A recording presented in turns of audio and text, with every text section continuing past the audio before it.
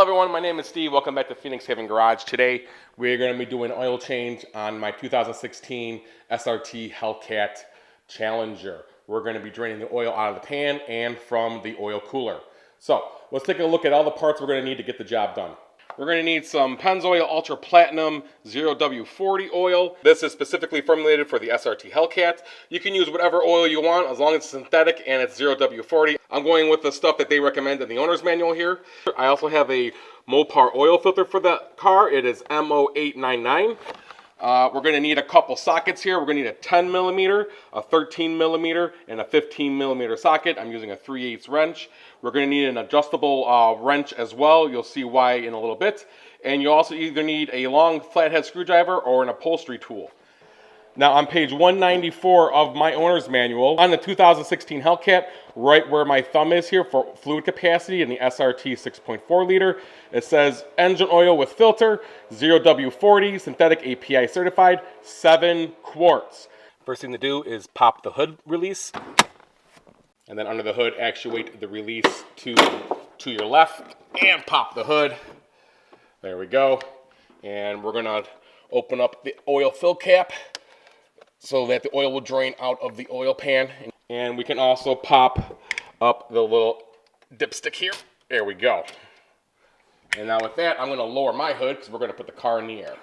Now I know there's some controversy with the length of the dipstick on the 2015-2016 models versus the 17 and up. So what we're going to do is when we go to fill this car, we're going to go to about 6.5 quarts, run it, cycle it, let it rest, and check the dipstick. The dipstick will be our source of truth. So you'll see right away, there's 4 10 millimeter bolts. They're all marked 1, 2, 3, 4. And now with the 4 bolts removed, we should be able to slide this plastic cover off, just like so.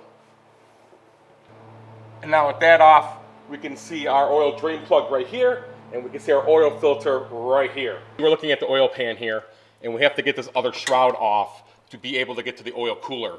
So there's a number of these pull rivets here. This upholstery tool has that V on it so that it can get behind the clip like this and just pry it forward just like that. If you don't have one of these, a flathead screwdriver will do the same thing. There's also some of those pull rivets right here. There's 1, 2, 3 more. I think that makes 10 total for these. And these little bolts here, these are 7 millimeter. Get these ones, you just come in at an angle and pry them out. Just go around it, you should be able to get it. Even with the screwdriver, there it goes. And now this panel should come down, just like that. You should have 5 of these threaded clips on it as well. And now over here we can access the oil cooler drain plug as well. So I went ahead and broke the drain plug free already. And now I'm just going to loosen it like so. You want to make sure the engine oil is a little warm, not hot, so that you get a good flow when this happens. And hopefully I won't drop it all in the oil pan when I do this holding the camera at the same time. There we go. Looks like it's ready to come off. There we go. Beautiful. And now just let that drain until it comes to a slow drip. One other thing you're going to need is a 7 millimeter socket and an adjustable oil filter wrench. You can get the kind that go onto the top of it, or you can get one of the claw ones. They will both work on this vehicle. All right, so the oil is now coming down to a stream that's breaking apart. It's near the end. I'm happy with that. It's good enough for me. I'm going to put that back on there and just start it so it stops dripping altogether. And now I take my rag and clean that off. 15 foot-pounds is equivalent to almost holding the head of the ratchet and tightening until it gets snug. That's about 15. Right about where you want to be. That's it, right there. So I switched over to this style of oil wrench because I don't have the capped style. I was able to just turn it, and I was surprised how loose it was. It was like scary loose. So now with my hand, I can come in, loosen it, and we'll see it all start to drain here. Well, usually you see it drain. It's almost off. There it goes. There we go. There goes all the oil. So let that go until it comes to a slow trickle, and then you can remove the oil filter. All right, so while that continues to drain, we're going to go ahead and prep the new oil filter.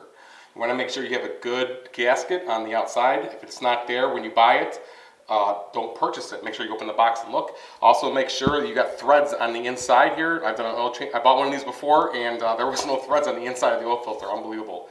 So once you got both of those in place, get a quart of your oil and you're going to slowly add oil into the filter. Now it's going to percolate up and then it's going to settle back in as it distributes through the filter. Just go real slow with it. Just raise it up and look every now and then. So be sure to tap it and shake it as you go.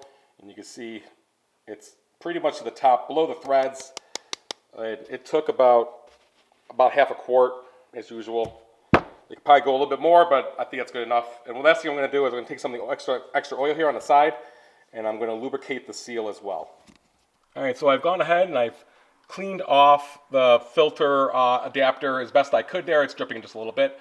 But I'm now going to take the oil filter, screw it on, and turn it clockwise, hand tight. It's really hard to do this holding the camera and with the catch can right below me, but let's see if I can pull it off. There we go. I got it started. I can get this out of the way now. There we go. Just spin it on, and then just do it hand tight. That's good. Again, like I said, the one I took off, I was surprised how loose it actually was.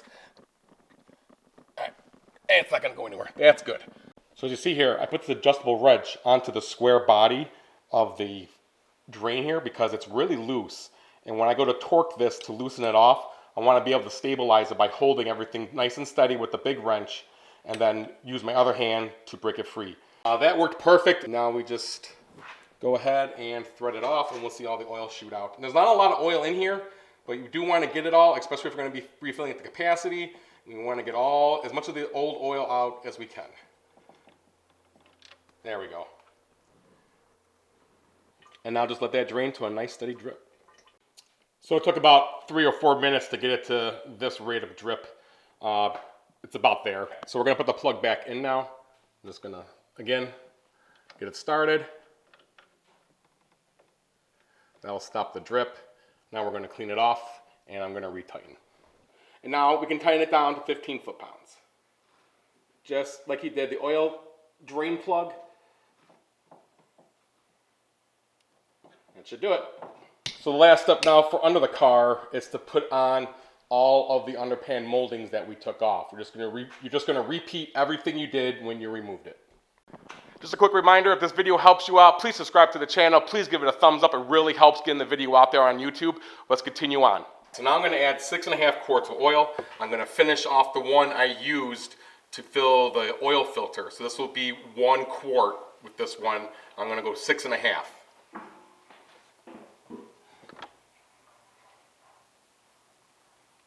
All right, so I've added about 6.5 quarts.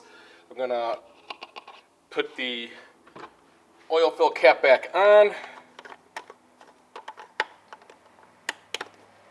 There we go. I'm going to push down the dipstick. So I believe to do this, we have to put the car in run. So I'm not going to put my foot on the brake. I'm going to put the car into accessory, hit it one more time, now it's in run. Wait for the display to come up. And let's go to the oil life. So we hit up and down on the thumb pad to get the vehicle info. I then went right until it came over to oil life. You see we're at 2%. I did it just in time. And it said to hold OK when I came over to it. We'll go to it again.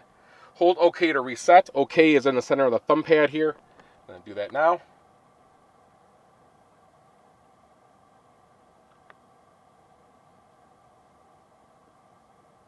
There we go, 100.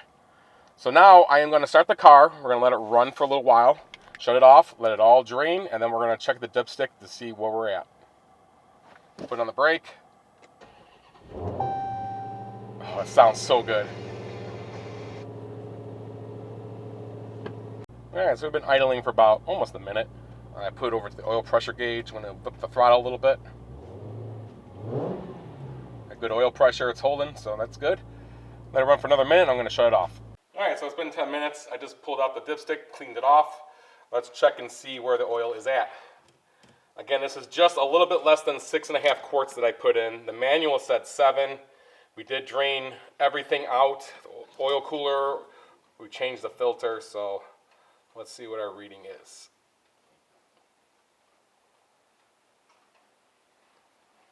That looks perfect on there. It's even up a little higher, but it's not up the cable. It's right at the top there. So I'll show you where I was on the last quart that I used. The last quart that I used, I just checked it on a flat level surface. It's still right there. It's at 500 milliliters. So it was at 800, or it was actually above 800 when it started. I stopped at 500, and you saw where it was on the dipstick. So just about 6.5 quarts, did it good. So I hope this video helped you out. Please subscribe to the channel. Please give it a thumbs up if it did, and take care, everyone.